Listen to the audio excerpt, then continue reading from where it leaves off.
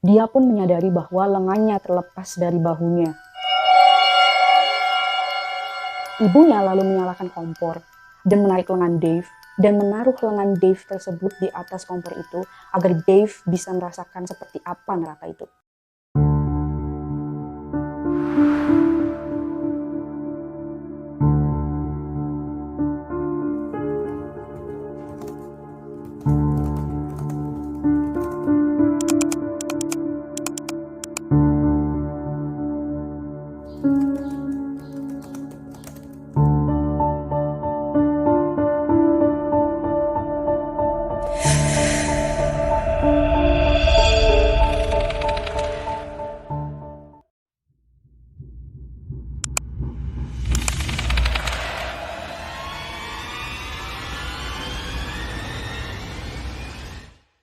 Pada suatu hari di bulan Juli tahun 1971, Dave sudah tidak makan selama 3 hari. Dia juga semakin kesulitan untuk mendapatkan makanan, karena di sekolah juga sudah memasuki liburan musim panas. Dan seperti biasanya, ibunya selalu menyuruhnya untuk mencuci semua peralatan bekas mereka makan. Saat itu, adik bayi Dave sudah berusia hampir 5 tahun. Dan dia sudah dicuci otaknya oleh ibunya untuk membenci Dave. Dia menjadi pengawas yang akan melaporkan semua kesalahan Dave. Bahkan dia membuat-buat cerita yang tidak benar agar Dave dihukum. Dan dia akan menonton Dave pada saat Dave dihukum. Dan tentu dianya sendiri akan merasa senang. Nyebut.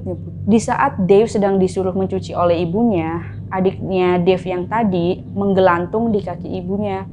Menggelantung gimana ya, kayak dia tuh kayak memeluk kakinya ibunya gitu tuh, kayak anak-anak kecil aja.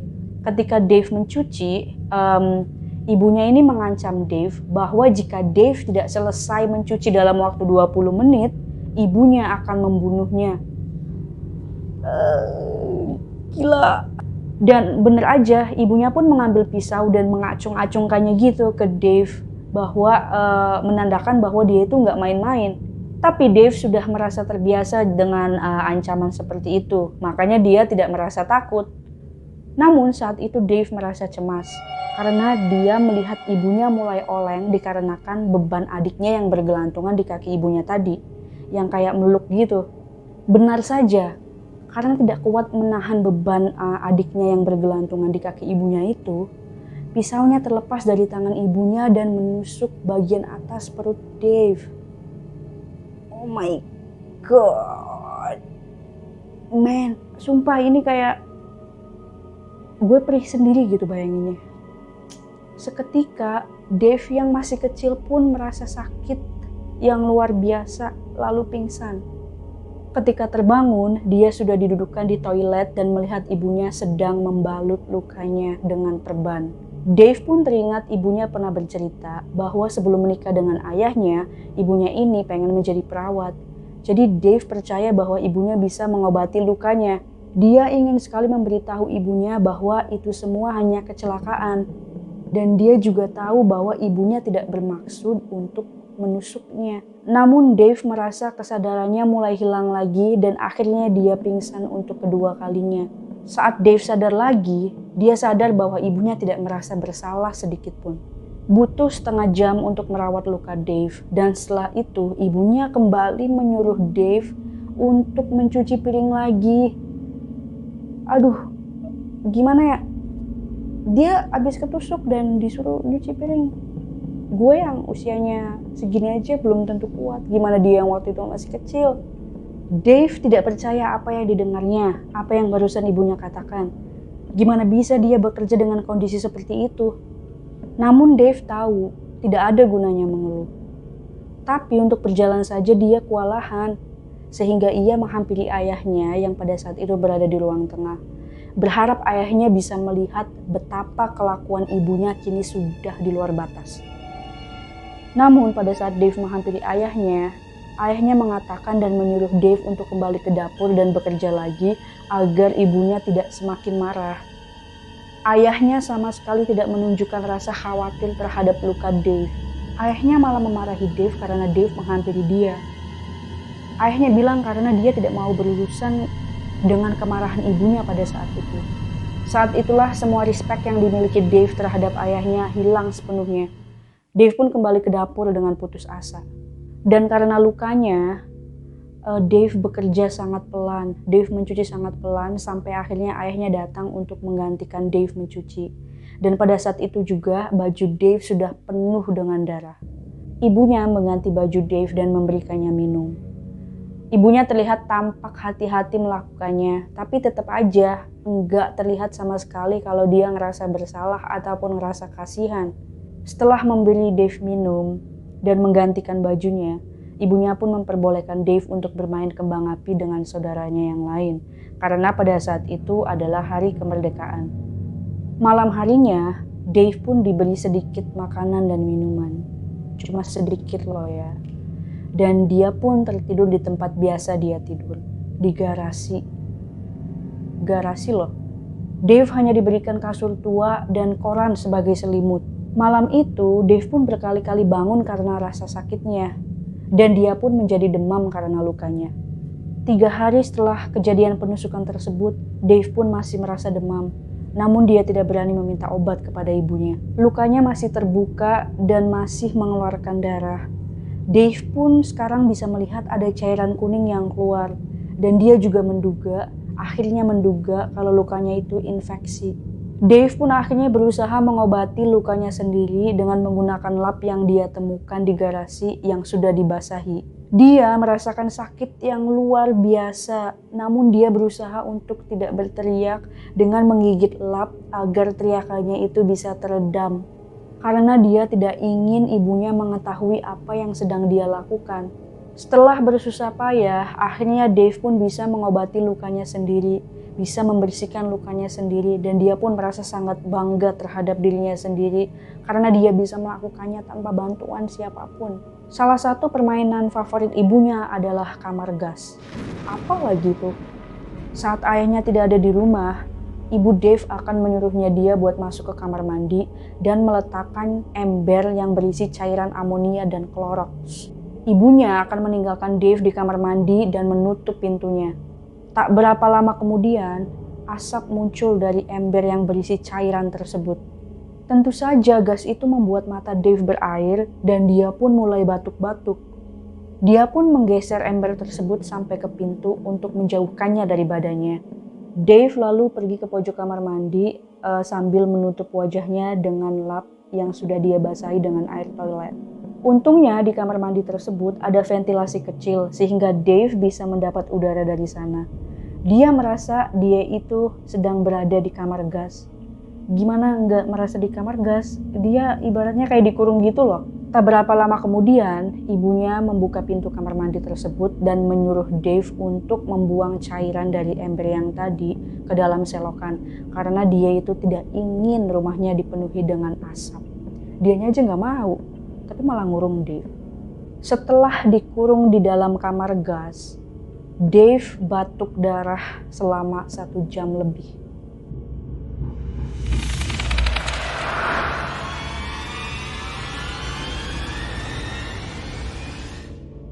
Saat kecelakaan penusukan yang dialami Dave, ayahnya jadi sering tidak ada di rumah. Ya walaupun ayahnya emang nggak pernah menolongnya, cuma Dave merasa aman aja kalau misalkan ayahnya ada di rumah. Karena ibunya tidak akan menyiksanya separah kalau ayahnya tidak ada di rumah. Saat ayahnya ada di rumah, dia akan diam-diam membantu Dave menyelesaikan pekerjaan rumah. Saat itulah dia berjanji pada Dave bahwa mereka berdua akan keluar dari rumah gila tersebut. Tapi saat ibunya mengetahui bahwa ayahnya suka menolong Dave, ibunya menyuruh ayahnya untuk berhenti. Ibunya menganggap bahwa ayahnya ini terlalu memanjakan Dave sehingga ayahnya mengabaikan anggota keluarga yang lain. Dan seperti biasanya, ayahnya selalu menuruti perkataan ibunya tanpa perlawanan. Semakin hari, ayahnya seperti tidak tinggal di rumah itu lagi. Bahkan ya, pada saat libur, ayahnya akan pergi ke suatu tempat. Biasanya dia pulang, menyapa Dave, lalu dia pergi lagi. Biasanya dia pergi ke bar. Dia hanya berada di rumah sekitar 10 menit setiap harinya. Saat dia menyapa Dave, dia selalu menjanjikan hal yang sama, bahwa suatu saat nanti mereka akan pergi dari rumah itu. Dave selalu tersenyum mendengarnya. Namun dalam hatinya dia tahu kalau itu cuma sekedar fantasi. Hidup Dave jadi sangat berat. Di sekolah dia jadi target bully dan tidak jarang juga dipukuli. Sumpah kasihan banget. Saat pulang ke rumah, ibunya akan menyuruhnya dia muntah untuk memastikan bahwa Dave tidak memakan apa-apa tanpa sepengetahuan ibunya. Lalu ibunya akan menyuruhnya untuk mengerjakan pekerjaan rumah atau menghukumnya di dalam kamar gas. Bahkan terkadang Dave pun disuruh berendam di air yang dingin sekali. Lalu Dave disuruh untuk duduk di taman belakang sampai dia merasa hampir membeku. Lalu nih ya, ibunya ini akan menyuruh Dave untuk pergi tidur ke kamar ayahnya, tapi dengan pakaian yang tadi yang basah itu. Aduh, sumpah. Ibunya juga suka memukulinya dengan rantai dan gagang sapu. Lalu dia akan menyuruh Dave untuk berkeliling ke rumah tetangga untuk menawarkan jasa memotong rumput. Dan uang hasil memotong rumputnya itu akan dia berikan kepada ibunya. Orang baik apa coba Dave? Beberapa bulan kemudian, ibunya ini melahirkan anak kelimanya. Selama berada di rumah sakit, ayahnya lah yang membantu menjaga Dave dan saudara-saudaranya. Dan saat itu, Dave merasa bahwa dia mendapatkan kehidupannya kembali. Dia diperbolehkan makan, minum, dan dia juga diperbolehkan main oleh ayahnya. Finally ya walaupun ini belum berakhir. Saat ayahnya menemui ibunya atau menjenguk ibunya di rumah sakit, di rumahnya mereka akan ada babysitter yang bernama Shirley, yang baik hati, yang benar-benar ngingetin sosok ibunya yang dahulu menurut Dave. Beberapa hari kemudian, ibunya pulang dengan membawa bayi tersebut yang bernama Kevin. Dan setelah itu, kembali lagi nih guys, ayahnya jadi jarang ada di rumah. Dan ibunya selalu melampiaskan amarahnya, kekesalannya, kekejamannya ke Dave lagi. Baru juga beberapa menit diomongin, finally kan taunya kayak gini lagi. Ibunya dan Shirley ini menjadi teman baik. Bahkan pada saat mereka mengobrol, Dave sering mendengar pertanyaan Shirley ke ibunya tentang kenapa Dave tidak diperbolehkan main dengan anak-anak yang lainnya. Tapi ibunya akan selalu menjawab bahwa Dave ini sedang dihukum dan dia tidak boleh main dengan anak-anak yang lainnya. Lalu Shirley ini akan menanyakan kenapa Dave terus-menerus diberi hukuman. Dan ibunya juga ini tetap jawab, dan jawabannya itu kalau Dave ini anak yang bermasalah dan anak yang nakal. Tapi anehnya nih, tak berapa lama ibunya memutuskan hubungan dengan Shirley secara tiba-tiba.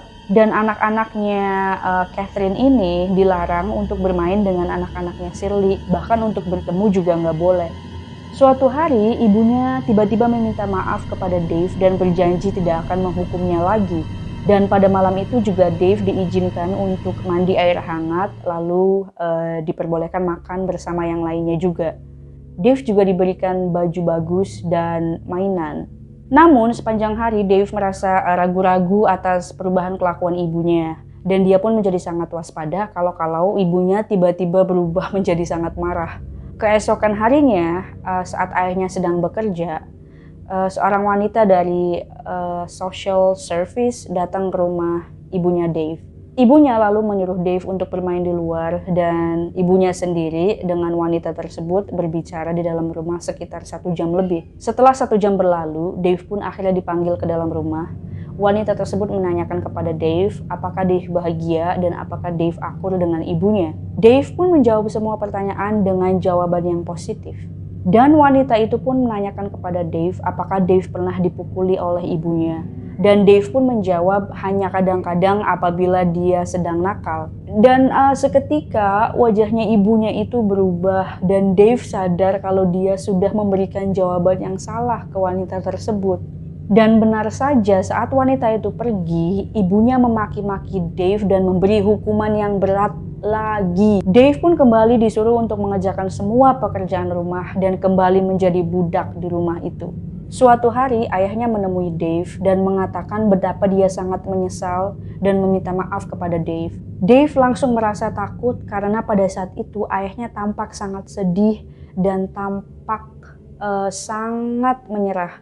Fisiknya sudah jauh berubah dari ayahnya yang dulu. Sebelum ayahnya pergi, Dave memeluk ayahnya begitu erat.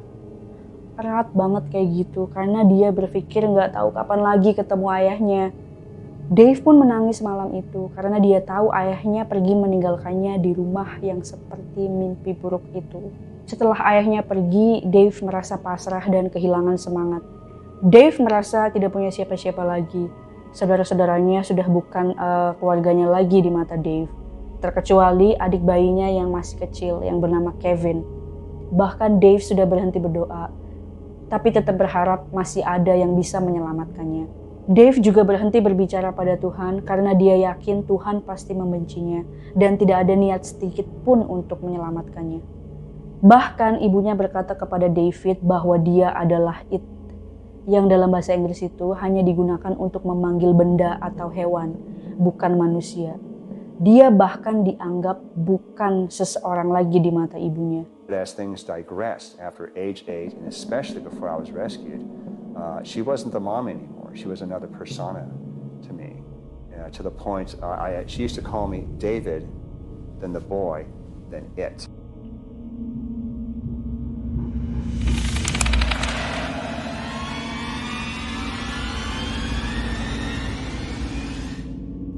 Perawat sekolah memanggil Dave pada suatu hari untuk menanyakan kenapa Dave memiliki banyak luka-luka. Dan awalnya Dave ini selalu berkata bohong dan mengatakan hal-hal atau alasan-alasan yang sudah disuruh oleh ibunya. Namun perawatnya tidak mempercayai begitu saja akan perkataan Dave, dan dia terus-menerus menanyai Dave akan hal itu, sehingga lambat laun Dave menceritakan yang sebenarnya. Sejak saat itu, kegiatan memeriksa Dave merupakan hal yang rutin.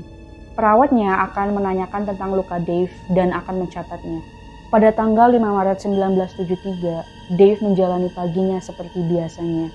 Dia memakai baju rombengnya, dia menyelesaikan semua tugas rumahnya, dan terlambat pergi ke sekolah karena ibunya tidak mau Dave mencuri makanan apabila dia datang lebih awal ke sekolah. Karena Dave datang terlambat, dia akhirnya harus melapor ke ruang administrasi. Tak berapa lama kemudian, perawat sekolah datang dan seperti biasanya, seperti hari-hari biasanya, perawat ini akan memeriksa Dave dengan sangat teliti dan mencatat semua luka baru yang ia temukan. Kepala sekolahnya, Mr. Hansen, dan dua gurunya, Miss Wood dan juga Mr. Ziegler, datang ke kantor administrasi. Mr. Hansen membaca laporan dari perawat dan dia memperhatikan wajah Dave. Dia pun tampak sangat marah. Dan dia menyuruh Dave untuk pergi ke kelas. Di tengah pelajaran, Dave pun dipanggil ke kantor kepala sekolah dan di sana ada seorang polisi. Polisi itu menyuruh Dave untuk menceritakan tentang ibunya, semuanya.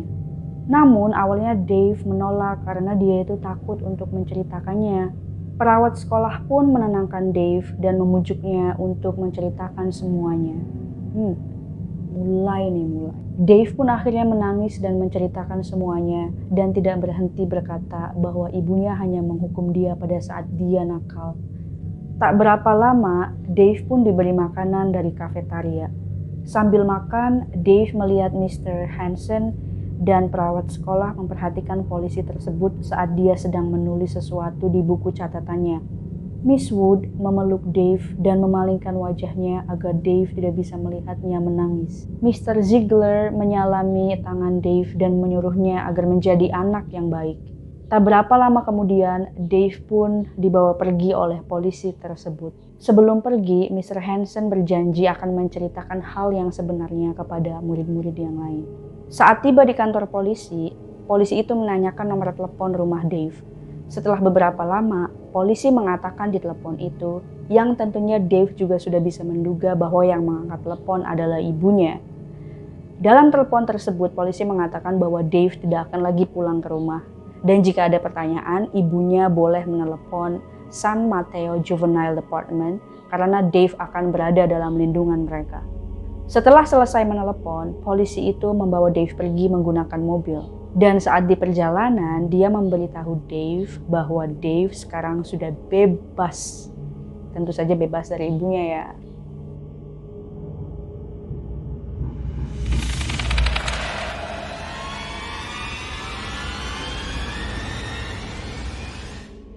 Dave menulis kisah hidupnya di buku A Child Called It, dan dia juga menulis 2 buku lainnya tentang perjalanan hidupnya setelah keluar dari rumah tersebut.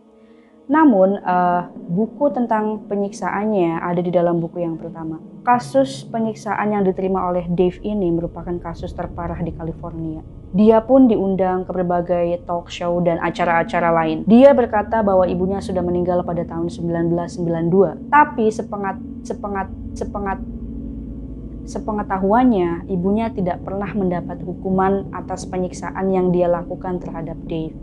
Entah bagaimana hukum yang berlaku pada saat itu, sehingga ibunya bisa lolos dari hukuman. How did she explain herself? She did. What'd she say? She basically said when she had stabbed me, that was an accident. And her mentality was, if I can forgive her for the most incredible atrocity, then I had to forgive her for all the smaller things. Dave juga sempat menemui terapis agar dia memahami kenapa hanya dia yang sering menjadi target ibunya. Menurut beberapa psikolog dan ahli lainnya, terkadang orang yang melakukan abuse tidak mempunyai alasan spesifik untuk memilih targetnya. But why? There's no answer to that. I've talked to other law enforcement psychiatrists and so forth, and they call it target child selection. Ibunya diperkirakan meruapkan seorang alkoholik yang merasa tidak bahagia dengan hidupnya dan mungkin terasa terkurung dalam kehidupannya sebagai seorang ibu. Dave berkata bahwa dia pun akhirnya bisa menerima bahwa ibunya memilihnya bukan karena kesalahannya, tetapi karena sayangnya dia dipilih oleh ibunya menjadi seorang target. Dave pun sekarang sudah menikah dan mempunyai anak bernama Steven, sama seperti nama ayahnya. Dia lalu menuliskan beberapa buku yang bertemakan self-help untuk menginspirasi orang-orang lain dengan kisah hidup dan perjuangannya.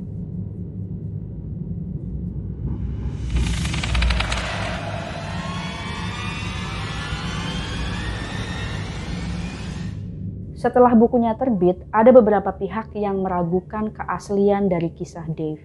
Banyak sekali yang menuduhkan bahwa dia melebih-lebihkan apa yang dia alami dulu. Mengingat ibunya juga sudah meninggal, jadi tidak ada yang bisa menanyakan kebenaran tentang cerita tersebut. Mengingat beberapa penyiksaan yang diterima oleh Dave tidak masuk akal karena dia bisa bertahan hidup dari semua itu. Bahkan neneknya sendiri mengatakan bahwa kisahnya Dave tidak benar. Perlu diingat bahwa ini adalah kasus penyiksaan terhadap anak. Mungkin beberapa detailnya berbeda, tapi tidak berarti kalau itu semua tidak terjadi. Neneknya Dave sendiri bahkan tidak tinggal di kota yang sama dengan mereka.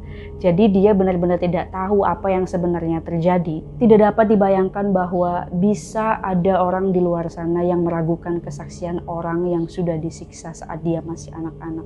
Dan kalau kita tidak pernah mengalami hal seperti itu, apakah kita punya hak untuk menentukan bahwa apakah Dave bisa selamat atau tidak dari hukuman-hukuman tersebut? Kita tidak bisa tahu tentang kebenaran cerita Dave 100%, tetapi kita juga bisa belajar untuk bersimpati terhadap penderitaan orang lain. Karena kita sendiri juga tidak pernah bisa merasakannya sampai benar-benar kita itu ada di posisi orang tersebut. Maka dari itu, jagalah anak-anak di sekitar kita. Penyiksaan terhadap anak kebanyakan terabaikan karena masih banyak yang menganggap bahwa hal itu adalah masalah keluarga, bukan perbuatan kriminal. Lindungilah mereka dan jangan pernah ragu untuk menolongnya atau bahkan melaporkannya jika kalian mencurigai adanya kekerasan terhadap anak-anak. Karena mereka kebanyakan tidak berdaya dan siapa lagi yang bisa menolong mereka kalau bukan kita. Guys, kalau misalkan ada yang salah dari penyampaian gue tadi, ayo kita bisa diskusi di kolom komentar karena gue juga pengen tahu pendapat kalian tentang kasus ini. Dan sekali lagi terima kasih sudah menonton video ini, terima kasih sudah mengklik channel ini. Dan kalau kalian suka tentang videonya, tentang temanya, sampai ketemu lagi di video atau di segmen misteri yang lainnya. Gue Mita, bye-bye.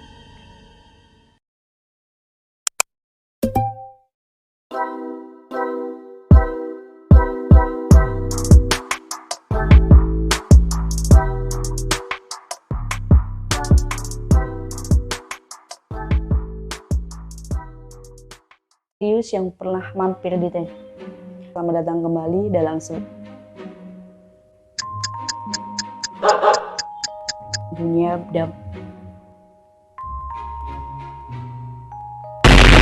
Nah,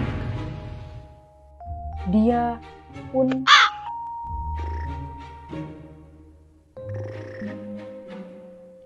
adiknya Dave yang ini tadi itu, adik. Namun sepanjang hari Dave merasa petasan,